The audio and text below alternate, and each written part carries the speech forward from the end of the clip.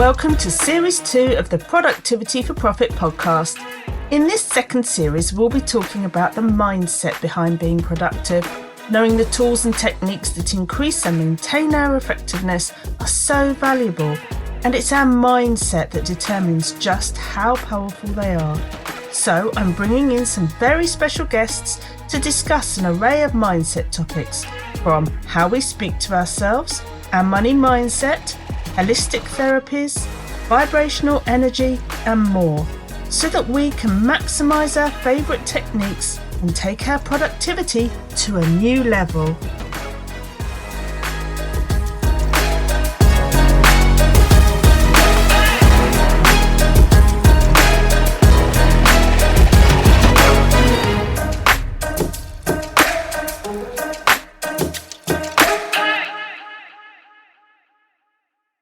Many different obstacles can get in the way of our personal productivity. We can overcome many of these challenges by finding techniques to solve the problem and don't need to look back. But there are some obstacles that are not so easy to overcome, like chronic illness. Today I'm talking to Sarah Berthon. Sarah is a business and chronic illness mentor. Why? Because Sarah herself suffers from a number of chronic health conditions, so she understands firsthand that those living and working with a chronic illness have additional challenges. She's dedicated herself to supporting businesses where chronic illness has an impact. A chronic health condition is long-lasting and requires ongoing medical attention, and at times it can limit what you're able to do. There are good days and bad days, and it's not always easy to predict. So, self-care is more important than ever for those living with chronic illness. And so, today's conversation is all about the importance of self-care for business owners. So welcome, Sarah. Tell us a bit more about you and about the history of Entrepreneurs Against the Odds, your support community for business owners living with chronic illness. Thank you so much, Libby, and thank you for inviting me on your podcast.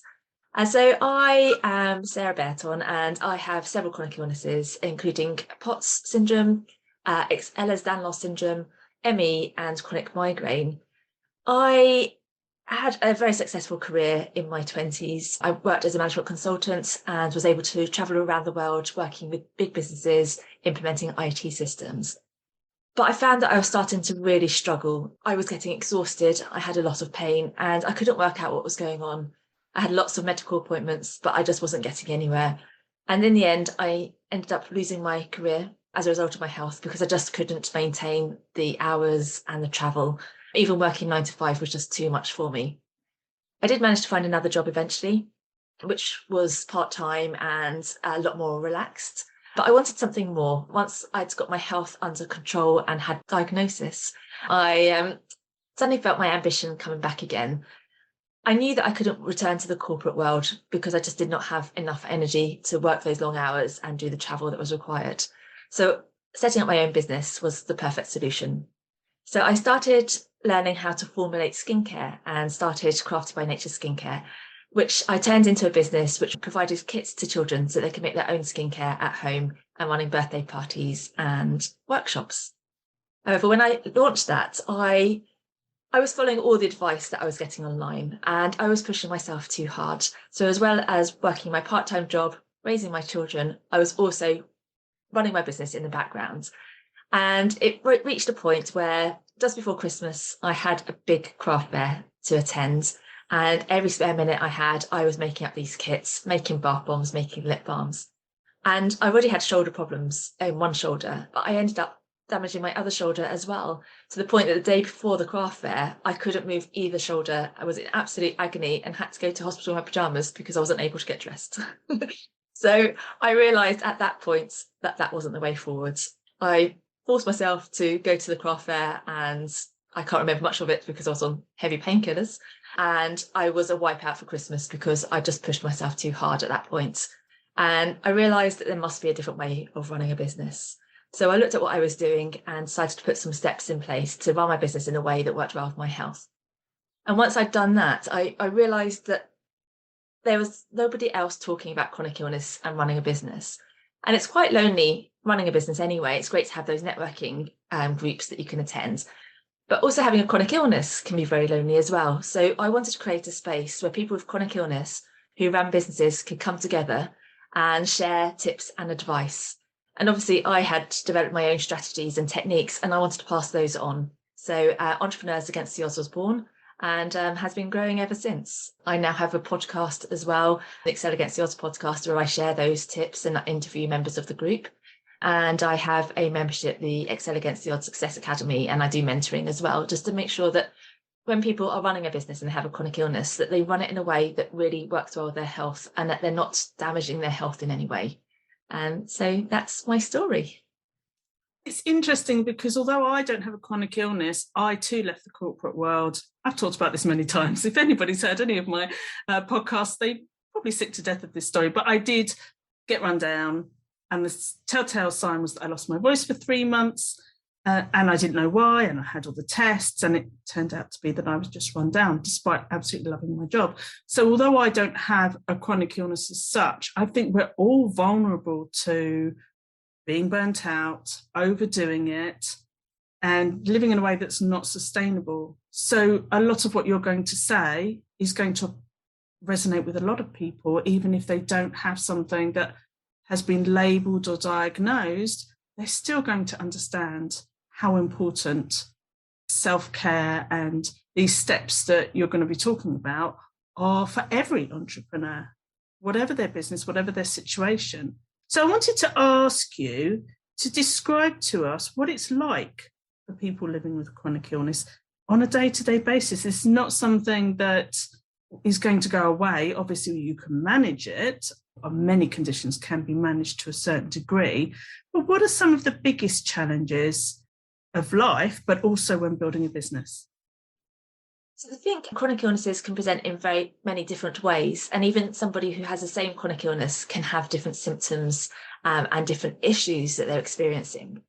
But one issue that I come across a lot is chronic pain and exhaustion.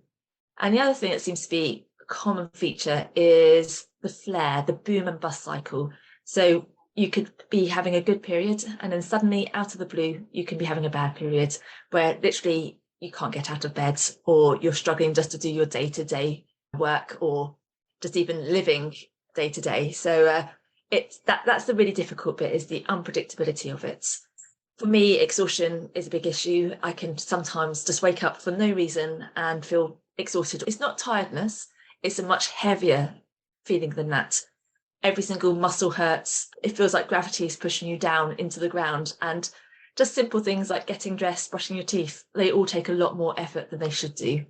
And it's trying to manage that while also running a business can be tricky. And that's why it's really important to put in place systems that mean that your business can run even if you can't function very well. It's very difficult as a business owner to accept that you need to take that break, but it is so important. You need to get your body working properly again, and it's making sure your business can still run in, even if it's not running up to full potential. Just keeping it ticking over while you're taking that break is really important, and making sure you take that break is so important as well.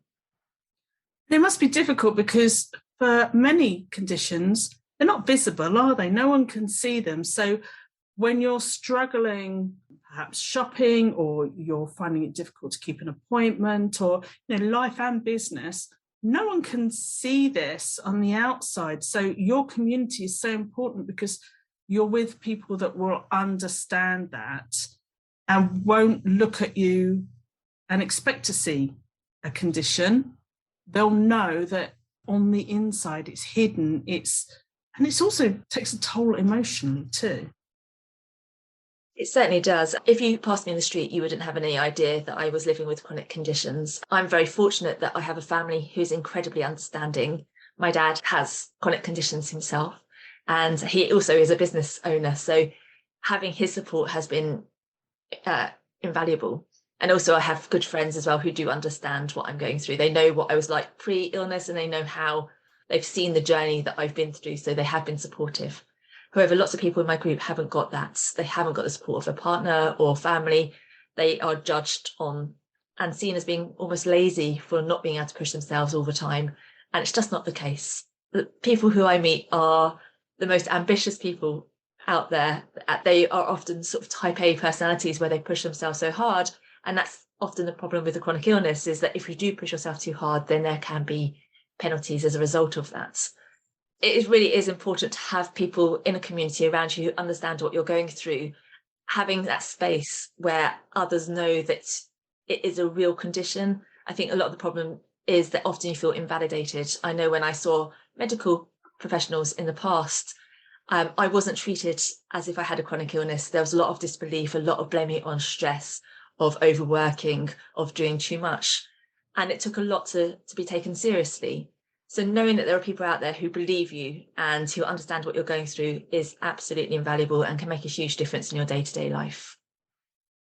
And self-care is important for everybody. We all need to look after ourselves so that we're there for ourselves, for our business, for our families. It's even more critical for sufferers of chronic illness. So what are your top tips for maintaining your well-being so that you can prevent, because a lot of it is management and prevention, isn't it? Sometimes you have no control, but there is an element of management. So what are your top tips for those that have chronic illness so that you can maintain your well-being and be there for your family and your business itself? A lot of people say that they don't have time to do things for themselves, especially if you've got chronic illness. You have a limited amount of spare time, and they often put their jobs, their family, their household, everything else goes first, and they find themselves bottom of the pile. I suggest turning that on its head and putting your self-care and the things that you love doing, putting those top of the pile. So I would suggest sit down and thinking about what actually brings you joy. What things are good for you? What things make you happy? And writing a whole list of those. It could be anything from sitting outside in the garden first thing in the morning, watching the birds while you enjoy your cup of tea. Or it could be dancing to a bit of favourite music, or it could be chatting to a friend on the phone. Just write a list of everything. It doesn't have to be major. It can be things that take 2 or 3 minutes, but those 2 or 3 minutes are moments of pure joy for yourself. It can also be things that are more therapeutic, so things like doing some meditation, trying to get some exercise, going out in nature for a walk, and just write a list. I actually have a business self-care checklist that people can download, which breaks down self-care into different areas. You've got your mental self-care, your physical self-care, social self-care, and various other types of self-care. And if you can take something from each of those areas and apply that to your week, then that can be hugely beneficial. And you still say, I haven't got enough time. But what I would suggest is that you put that into your diary before you plan anything else in. So when you sit down on a Monday morning and look at what you want to do for yourself, and often it doesn't take much time. It might take 5 minutes. But if you put that in your diary, you're going to do it. Whereas if you don't put it in your diary, something else is going to take over. So I have time that is dedicated to, I do aqua classes because that's the one exercise that I can do that doesn't cause me any exhaustion afterwards. And so I make sure that I have that time ring-fenced in my diary every week, and nothing else can interfere with that. But I also put things in my diary like go for a walk, have a little lie down, read a book. Because people are always saying, I haven't got enough time to read a book, but you can put that 10 minutes in your diary. Reading a book might be better for you than scrolling on Facebook. So putting that time in your diary and really dedicating yourself to looking after yourself will make such a difference. The other thing that I would suggest is looking at energy levels. Keeping a journal for a month or two where you can say at certain times of the day you have more energy, other times you're more exhausted. This can change on an hour by hour basis. It can change on a day by day basis. You might find that certain times of the week you have more energy than other times of the week. You might find that certain times of the month you have more energy than other times of the month. And then you might also find that certain activities cause more tiredness. Once you understand that, you can start planning your self-care and your work around that. So, for example, if you're very tired in the mornings, then rather than try and sit down at your desk and work, do something that brings you joy instead. So I had one mentoring client who was telling me that she just wasn't getting her work done. She sat down at her desk every day, 9 to 5, and she just couldn't believe that she just wasn't making any progress in her work. So we looked at it and looked at her energy levels, and she wasn't getting any energy to do work until about 11 o'clock. Before that time, she was just too tired. But because she was forcing herself to sit at her desk, at 11 o'clock, she was still tired because she'd spent 2 hours making herself more tired. So we looked at that and decided that she wasn't going to sit at her desk until 11 o'clock. And those first 2 hours, she was going to do something that brought her joy. She loved spending time at the river, so she'd do that instead. And suddenly her working changed. She found a lot more energy to do her work and was making much more progress. So it really is about trying to tune into your energy levels and understand when you should be working, when you should be resting, when you should be doing self-care, and making sure that you apply that to your day-to-day life. I always say that productivity isn't about doing, it's about doing the right thing at the right time. And that is all about understanding how you work and your energy levels and your routine and your distractions. There's so many things that affect not just what you do, but when you do it. So understanding that, like you say, is just so important. And I'm like you, when I do time planning with people, the first thing we block in is self-care. I call it me time. So it doesn't matter if it's just something, like you say, that you could love, something that could be about self-care, but it's not even that we leave it till last. Sometimes we don't remember to do it at all, do we? So putting it in first feels counterintuitive because it's not what we would think to do, but it makes sure that it gets in there. And then you feel you've got more balance in life, don't you? Otherwise, it can feel very work heavy. All it takes is half an hour or so a day. Obviously, when you've got a chronic illness, that will change the amount of time you want to spend on self-care or me time, even if it's just half an hour a day. And also making sure that you put some self-care onto your to-do list. Because again, it means that you've remembered it rather than pushing it to the back and do. So it's all about balance, isn't it? And even more so, as you say, when you've got a chronic illness to think about on top of everything else, it just adds that level of importance to self-care. So how does chronic illness impact productivity specifically? You've touched on that a bit, but tell us a bit more, because although we might have times when we are tired, a lot of COVID going around, for most of us, it's temporary. When you've got a chronic illness, this is ongoing. This is not something you're going to solve overnight. This is not something that's going to go away. You have to manage it. So how does chronic illness impact on productivity specifically? I think when you are having a bad health day or a bad health period, then productivity is pretty much impossible. It can be very, very difficult to find that energy to get working. And you might sit at your desk and just not know what to do. You feel like it's very hard to concentrate and to make any progress.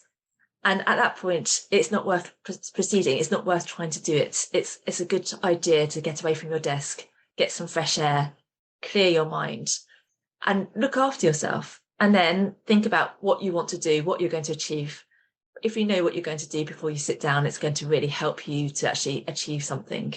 It is possible to be productive when you have a bad health day, but sometimes it has to be at a moment when you have slightly more energy. You just need to spend that time looking after yourself first, and then you can build up that energy to actually do some work afterwards. And it's also worth trying to do tasks that don't need too much concentration when you're feeling like that. So think about your work and understand what tasks can you do that are quick wins or things that are more routine, so that you are getting those done without having to put too much pressure on your mental health or your body, and just get those things done, because it's a good feeling if you can complete something even when you're not feeling well. But even if it's something that's quite routine, that can work quite well. It's almost like everybody needs to think about these things, but having that illness just amplifies everything. So we all have to think about these things, but you have to be more aware and more diligent about some of these elements. I talk a lot about going for a walk because I love to brainstorm on a walk. I like, if I've got brain fog or I'm trying to work something out and it's sticky and I can't quite, get in the zone, a walk is great. So it's similar messages, but obviously it's just more important when you've got this ongoing illness. So it's all good practice. That's why I wanted to bring you on, because I knew that everything you said would apply to everybody. And also, this is such a good insight for us to remember that our fellow business owners and the people that we're talking to and networking with, we just don't know what's going on for people, do we? We don't know what they're struggling with. We don't know what their daily challenges are. So we should never assume. It's easy to think that we're all on the same journey, but this is showing that we're not, and we shouldn't assume what's going on for somebody. We need to show empathy and understanding and compassion for people, because we're all different and we're all on a different journey and we all have different challenges. So it's so good to hear, how this does affect people that we know, that are in our own communities and in our own networking groups and the people that we follow. So this is so insightful. So there is inevitably, I'm sure, going to be times when you're suffering from a chronic illness and you're trying to be a parent, run a house, run a business, perhaps have a part-time job, it's all going to just feel too much and just too challenging. So when those thoughts start to come to mind, and it's understandable because we can all feel that way, but it's amplified when you've got this extra ongoing challenge. So when those thoughts come to mind, what sort of coping strategies do you suggest to get through those harder times, the more challenging times? I think the first thing to do is, when you're feeling that overwhelming sense of how difficult it all is again to step away from your desk, put the work behind you and do something for yourself. Often a change of scenery can help, as you say, getting out in nature. For me, I live quite close to the sea, so going down to the beach can really help. It's just seeing the immense nature around you can really help and make you understand life is much bigger than your business, that there's a lot more amazing things out there. And taking that break can really help you. I think also something like meditation can really help as well, and being mindful. So if you are outside listening to the birds, feeling the wind on your skin, feeling the waves under your feet, those sorts of things can really help. I think once you've done that, while you're still outside, it's worth thinking about why you do your business. What led you to start it in the first place? And reconnect with that excitement that you had when you first started. Try and forget what the actual issues are at the moment, but really focus on what you want to achieve, the bigger picture of your business. I think when we're working on our business, we're often focused on the small details, and it might just be a niggly conversation that you had or a horrible little task that you've got to do that just feels so heavy and impossible to surmount. But if you can break it down, look at the bigger picture, first of all, to make sure that you are reconnected with your business and why you're doing it and what it's bringing you. And then if you want to look at what particularly is affecting you, break it down into smaller tasks. Don't look at it as one big giant thing to overcome. Look at something small that you can do to achieve and overcome it, because it's those little steps that turn into something that's big. If you're just trying to approach something that's huge, you just can never do it. But if you can break it down into teeny tiny little steps, take them one step at a time, and within a small amount of time, you'll look back and see how far you've come, and it won't feel so daunting then. So it really is about taking that space for yourself and then making sure that you approach things in tiny details and that you are kind to yourself at all times. Look at the voice that you're using to talk to yourself. I think when you've got a chronic illness, you can often beat yourself up because you're like, why can't I do it? Everybody else around me is doing it. Why can't I do it? Why are you so tired? You went to sleep last night. You're ridiculous for feeling like this. And I actually had to ask friends whether it was normal to have aches and pains all the time, because I thought maybe I just couldn't cope with that. And everyone's like, no, I don't have that. That made me realise that maybe I wasn't being lazy and I wasn't just being ridiculous. It actually was something physically that was causing this problem. But it took those conversations to realise that. And now I make sure that I talk to myself as if I would talk to a friend. So if I'm feeling exhausted, I think about, if my friend was exhausted, what would I say to her? I would tell her to take care easy. I would be gentle with her and I'd be encouraging. I wouldn't be mean. I wouldn't put her down. And I try and do that to myself. And I try to make sure that people in my group talk to themselves in that way as well. That kindness that you can show yourself, that self-compassion, can really make a huge difference. And if you are feeling overwhelmed and that your business is too much, just be gentle with yourself. It's not that you can't cope with your business. It's just that your business is going through a moment of difficulty and you will be able to overcome it. You just need to give yourself space, kindness and self-compassion, and you'll get there. It's so true. And the previous episodes in this series, we talked a lot about that inner monologue, the way we speak to ourselves, the automatic thoughts that come up because of the way we've been conditioned in our early years, and changing those negative automatic thoughts for positive, empowering thoughts. So again, it's something that we can all do, but is amplified when you have a continual illness. But I think also just understanding that this is not something that just happens when you've got a chronic illness, that people who don't have chronic illness are feeling this way as well. But for some reason, we often don't talk about these feelings, these imposter syndrome feelings, or these, unworthy feelings, or whatever it may be, which is why a community like yours is so important for people with chronic illness, to understand that they're not the only one thinking about it. For some reason, we feel shame or we hide things away, but if we share them, we soon realize that we're all human and we all feel this way. So sharing in a safe space, a safe community, is so valuable, isn't it? And that's what you provide to people who have a common bond through their suffering of a chronic illness. Tell us a little bit about Entrepreneurs Against the Odds, your community where people with these challenges can come together.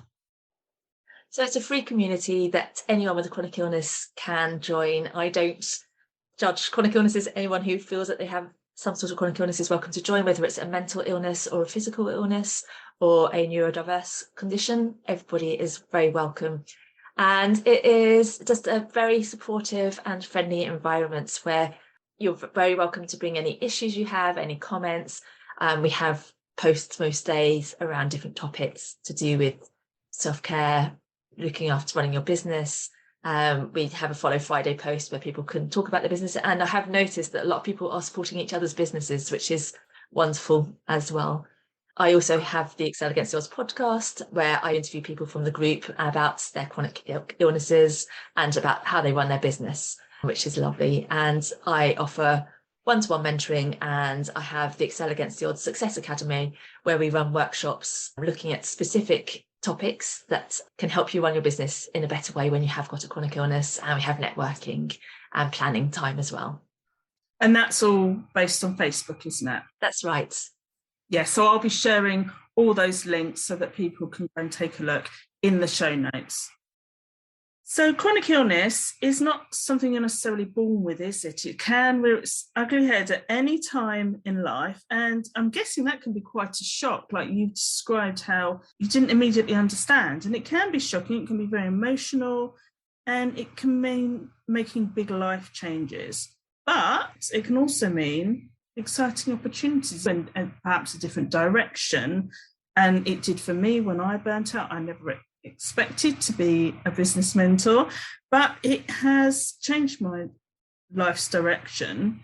So a chronic illness, although it is stressful and it is difficult and it is challenging and it's going to affect you in a lot of different ways, you can also see it as an opportunity to make different decisions. What do you think about that?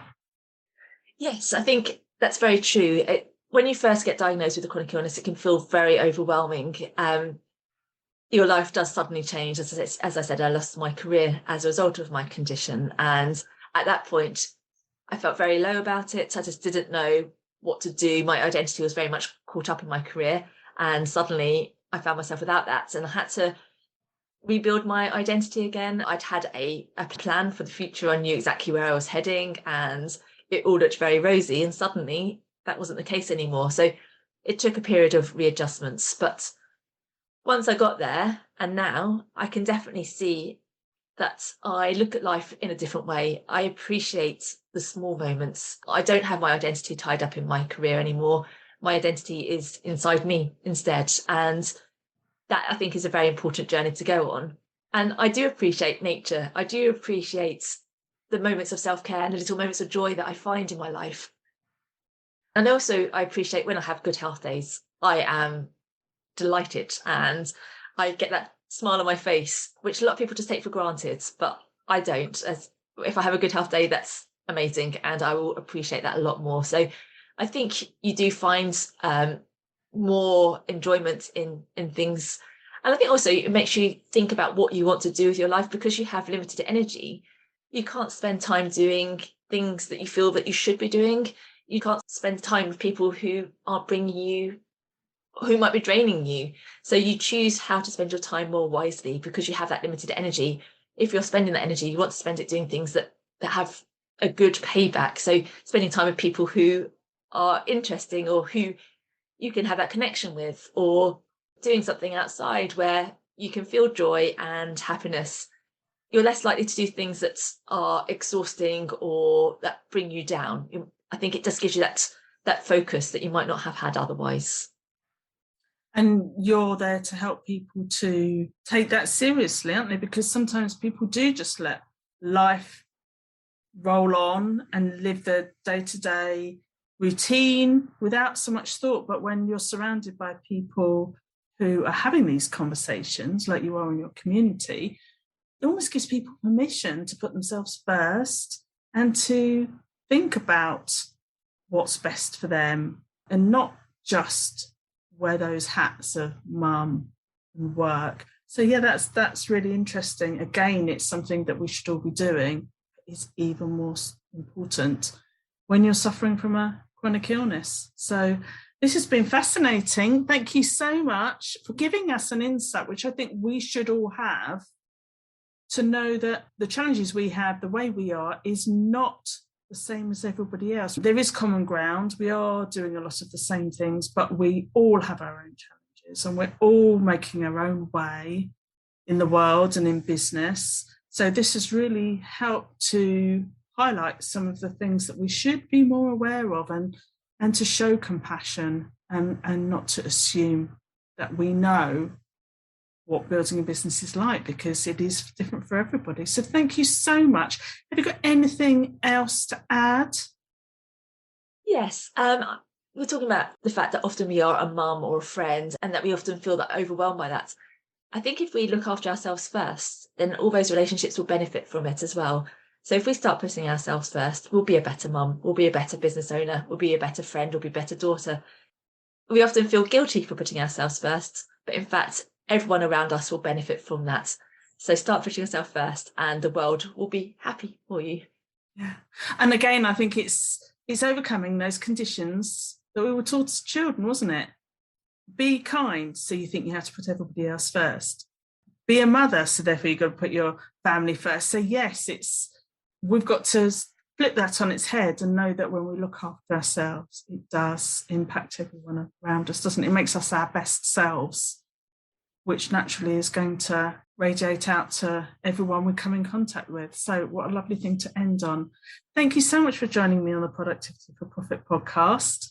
As I said, I'll put all those links in the show notes so that you can go and see more about Sarah and her amazing community. You have friends with chronic illnesses, tell them all about it. Recommend that they come and listen to Sarah on the podcast.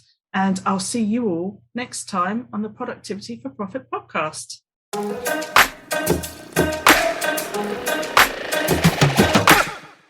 Thanks for joining me for this episode of the Productivity for Profit podcast. Why not join my free Facebook group, Productivity for Profit, for more tips, tools and support on your journey to mastering your productivity and time management. If you've enjoyed the podcast, be sure to subscribe and leave a review.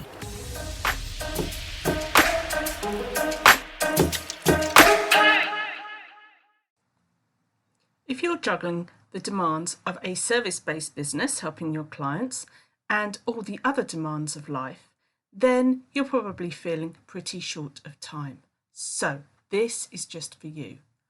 I have a brand new course that helps you to save a minimum of an hour every day. And what would you do with that extra hour? And how would that accumulate over a year? Would you make more money? Would you be more present with your family? Would you have more me time and prevent the burnout? Whatever you choose to do with that extra hour a day, we know that it's not just about what you do, but how you think. So this course is going to start with those quick wins of gaining you back some time, plugging the leaks, putting in the boundaries, but it's also going to help you to instill new beliefs that will allow you to make different choices. Because this is not just about quick wins, as good as they are, it's about long-term change and changing your life. So if this is something that you would like to know more about, then have a look in the show notes and find the link to the Save an Hour Every Day course.